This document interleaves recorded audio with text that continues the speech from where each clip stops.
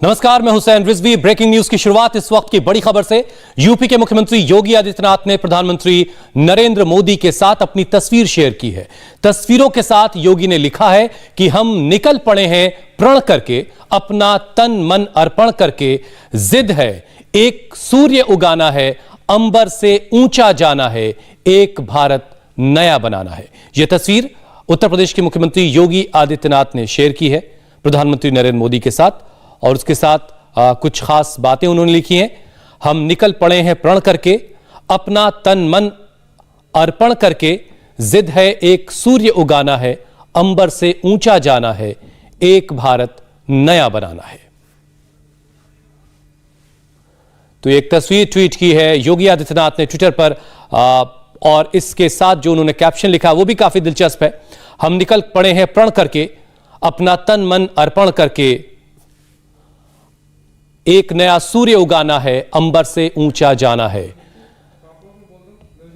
प्रधानमंत्री नरेंद्र मोदी के साथ एक तस्वीर शेयर की उत्तर प्रदेश के मुख्यमंत्री योगी आदित्यनाथ ने, और उसके साथ उन्होंने लिखा, जाहिर है उत्तर प्रदेश के आने वाले चुनाव के मद्देनजर ये बातें मुख्यमंत्री योगी आदित्यनाथ ने लिखी हैं। आनंद प्रकाश पांडे इस पर और ज्यादा अपडेट के साथ हमारे साथ जुड़ चुके हैं। आनंद, इस ट्वीट को किस तरीके से देखा जाए, उत्तर प्रदेश में आने वाले चुनाव की तैयारियों से जोड़कर देखा जाए?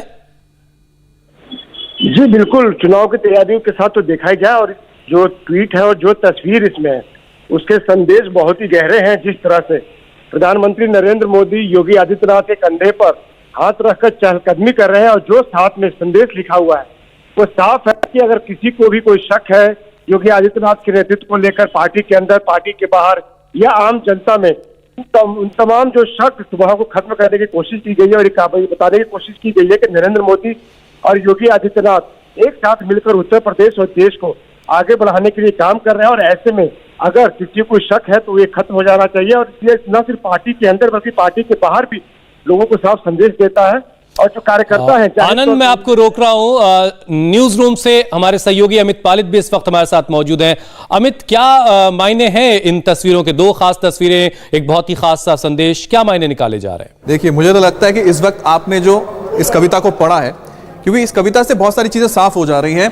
हम निकल पड़े हैं प्रण करके, और प्रण क्या है जो लगातार हम सुनते रहते हैं कि किस तरह से 2022 में भी एक बार फिर से वापसी करनी है उत्तर प्रदेश में, अपना तन मन अर्पण करके। जो लगातार आप सुन रहे होंगे कहा जाता है, एक तरह से कैंपेन जो जिस लाइन पे जाने वाला है वो यहाँ पर बहुत ही, मैं कह सकते हैं कि एक शॉर्ट में उन्होंने बता दिया है। जिद है एक सूर्य उगाना है, अंबर से ऊंचा जाना है, एक भारत नया बनाना है। लेकिन जो तस्वीर आप देखिए, ये जो तस्वीरें हैं जहां पर योगी आदित्यनाथ और यहाँ पर साथ में प्रधानमंत्री मोदी नजर आ रहे हैं, उससे एक साफ संदेश जा रहा है कि जो चुनाव जो लड़ने जा रही है बीजेपी, वहां पर एक तरफ होगा चेहरा योगी आदित्यनाथ का और दूसरी तरफ चेहरा रहेगा प्रधानमंत्री मोदी का। कुछ जो खबरें हम लोग लगातार सुन रहे थे कि बीच में कुछ है या नहीं है, अनबन की खबरें, ये जो तस्वीरें हैं ये बता देती हैं कि इस वक्त प्रधानमंत्री खुद जो कि मौजूद है वहां पर पहुंचे हुए हैं डीजीपी कॉन्फ्रेंस के लिए। इस दौरान की लग रहा है कि ये सब तस्वीरें यहां पर आई हैं, और यहां पर लेटेस्ट तस्वीर है जहां पर प्रधानमंत्री मोदी और योगी आदित्यनाथ की बातचीत हुई है, जिसमें साफ हो गया है कि जो उत्तर प्रदेश का चुनाव होगा ये जोड़ी लड़ेगी, यानी कि दो चेहरे रहेंगे। और ये जो पार्टनर्स हम कहते हैं, जब क्रिकेट के पिच पे उतरते हैं हम खेलने के लिए, और ओपनर जो होता है, दो बैट्समैन जो साथ बड़े से बड़ा स्कोर ही तो मकसद होता है, और यही मकसद यहां भी है। बहुत बहुत शुक्रिया अमित और आनंद हमारे साथ जुड़ने के लिए। इस वक्त की एक और बड़ी ब्रेकिंग न्यूज, राजस्थान की राजनीति में आज एक बड़ा फेरबदल होने जा रहा है। शाम 4 बजे 15 मंत्रियों का शपथ ग्रहण होगा। गहलोत कैबिनेट के सभी 20 मंत्रियों ने इस्तीफा दे दिया। कुछ पुराने मंत्री अपने पद पर बने रहेंगे और कुछ लोगों का विभाग बदला जाएगा। शपथ ग्रहण से पहले दोपहर 2 बजे जयपुर में प्रदेश कांग्रेस कमेटी की मीटिंग होगी। पुराने कैबिनेट से 3 मंत्रियों का इस्तीफा मंजूर कर लिया गया है और 12 नए मंत्री बनाए जा रहे हैं।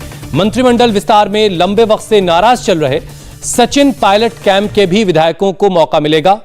इस कैंप से भी विधायकों को मंत्री बनाया जाएगा। पायलट कैंप के 4 मंत्री बनने जा रहे हैं। बीएसपी से कांग्रेस में आए एक विधायक को भी मंत्री पद मिलने वाला है।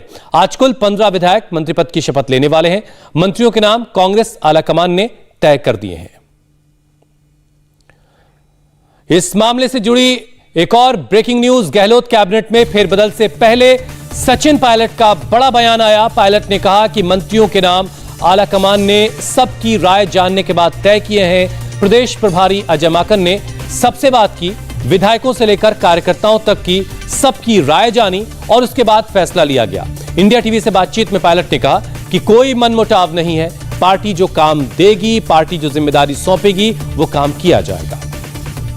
इस वक्त हमारे साथ मौजूद हैं सर। पूरा प्रारूप चेंज हो रहा है, सवाल वही, नाराजगी दूर हो पाएगी, सत्ता संगठन में समन्वय बैठ पाएगा? किसी की कोई नाराज़गी नहीं है। हम लोग समय समय पर फीडबैक दे रहे थे, जो वैकेंसीज थी गवर्नमेंट के अंदर उसको भरा जा रहा है। और मुझे लगता है कि जो सबने ये ख्वाहिश जाहिर की थी कि हमारे यहाँ दलित मंत्री नहीं थे बहुत लंबे समय से, अब 4 मंत्री बन गए हैं, महिलाओं का रिप्रेजेंटेशन बढ़ गया है, दलित और आदिवासी समाज के लोग ज़्यादा मंत्री बने हैं, तो एक अच्छा मूव है।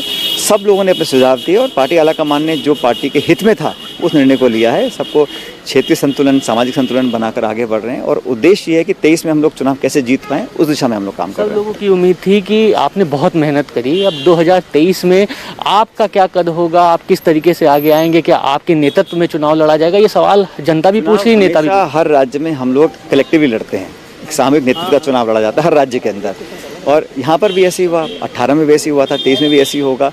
और भविष्य में क्या होगा, हमारा सबका कलेक्टिव जो ऑब्जेक्टिव आज यही है कि हम कांग्रेस की सरकार दोबारा बनाएं, क्योंकि हर 5 साल में सरकार बदलती है राजस्थान में पिछले 30 साल से। तो इस परिपाटी को तोड़ने के लिए जो भी करना होगा हम लोग मिलकर करेंगे और मुझे पूरा विश्वास है कि 23 में जो चुनाव है 22 महीने के बाद, उसमें दोबारा सरकार कांग्रेस की बनेगी। पुनर्गठन में पूर्वी राजस्थान को बहुत महत्व दिया है, नए चेहरों में जो आए हैं मंत्रिमंडल में, ये क्या स्ट्रेटेजी है, कुछ बता सकते हैं? नहीं, जो हमारे जिस जिलों में ज़्यादा हमारा संख्या बल था विधायकों का, उनको रिप्रेजेंटेशन मिला है, और जिन वर्गों ने कांग्रेस पार्टी को हमेशा ताकत दी है, गरीब है, पिछड़ा है, दलित है, आदिवासी है, महिला है, युवा हैं, उन लोगों को रिप्रेजेंटेशन मिला है सरकार के अंदर। और संगठन में भी अगर और चेंज होंगे तो मैं समझता हूँ कि इन लोगों को और रिप्रेजेंटेशन मिलेगा। आखिरी सवाल सबने पूछा, मैं भी यही पूछूंगा, सचिन पायलट की भूमिका क्या है अब? जो पार्टी ने मुझे काम दिया आज तक, मैं उस काम को किया पिछले 20 सालों में, अभी भी जैसा जिस रूप में पार्टी मुझसे चाहेगी मैं काम करूँगा। लेकिन मेरा प्रायोरिटी यही है कि यहाँ राजस्थान में सरकार दोबारा बने, यहाँ के लोगों को हम लोग संतुष्ट कर सकें, अपने मैनिफेस्टो के प्रॉमिसेस पूरे कर सकें, उस पर मजबूती से हम लोगों को काम करना है। आपका मैसेज?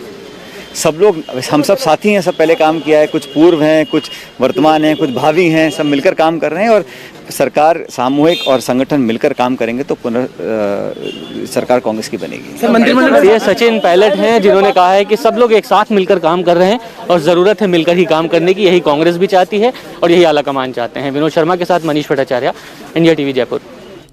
गहलोत कैबिनेट में क्या क्या फेरबदल होने वाला है, अब यह भी जान लीजिए। अशोक गहलोत की कैबिनेट में पुराने 17 मंत्री बने रहेंगे, उनके विभाग में कुछ बदलाव हो सकता है, नए 12 मंत्री बनाए जाएंगे और 3 राज्य मंत्रियों को प्रमोट करके कैबिनेट मंत्री बनाया जा रहा है। आज शाम 4 बजे 15 मंत्रियों को शपथ दिलवाई जाएगी। पहले मुख्यमंत्री के अलावा 20 मंत्री थे, सबने कल इस्तीफा दिया, लेकिन सिर्फ 3 मंत्रियों का ही इस्तीफा मंजूर किया गया, बाकी मंत्री बने रहेंगे। राजस्थान में 200 विधायक हैं, इस हिसाब से मुख्यमंत्री समेत 30 लोग ही मंत्री बन सकते हैं। आज की शपथ ग्रहण के बाद सीएम समेत 30 मंत्रियों का कोटा पूरा हो जाएगा। आज जिन 11 नए मंत्रियों को कैबिनेट मंत्री पद की शपथ दिलवाई जाएगी, उनके नाम हैं हेमाराम चौधरी, महेंद्रजीत सिंह, रामलाल जाट, महेश जोशी, विश्वेंद्र सिंह, रामलाल जाट, ये 11 नए कैबिनेट मंत्री हैं। महेश जोशी,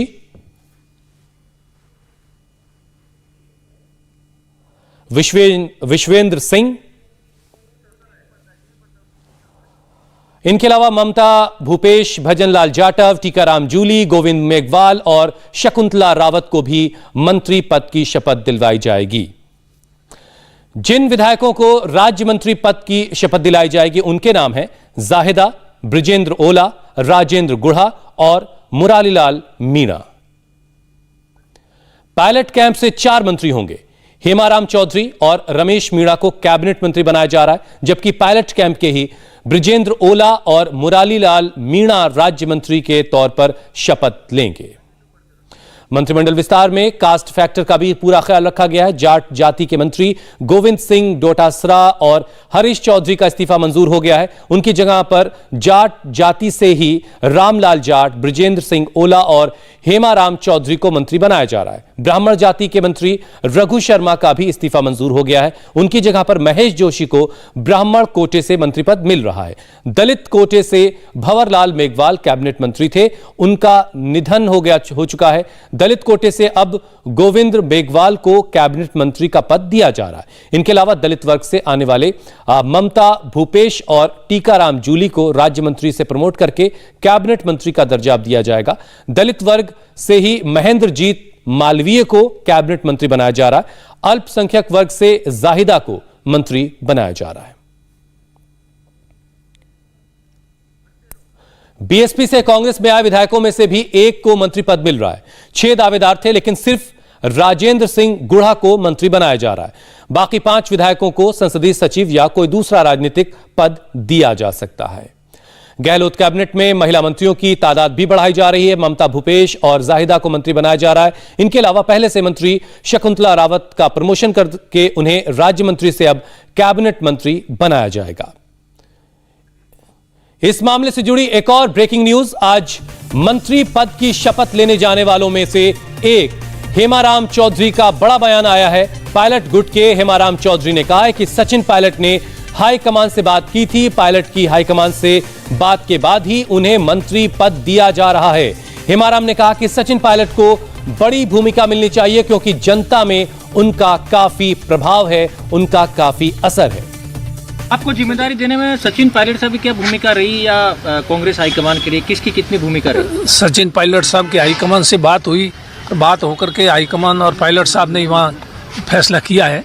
ये जिम्मेदारी मुझे दी है। उनके नेतृत्व में आप सबने लड़ाई लड़ी। सचिन पायलट की भविष्य में किस रूप में भूमिका होनी चाहिए? क्या सचिन पायलट हमारे नेता है, राजस्थान के कांग्रेस पार्टी के बहुत वरिष्ठ नेता है और इनका बहुत पब्लिक में प्रभाव है। जनता इनको चाहती है, इनका आने वाला भविष्य बहुत उज्जवल हो और पार्टी के लिए अगर इनको कोई आगे बहुत बड़ी जिम्मेदारी देगी तो पार्टी को उससे बहुत बड़ी मजबूती मिलेगी।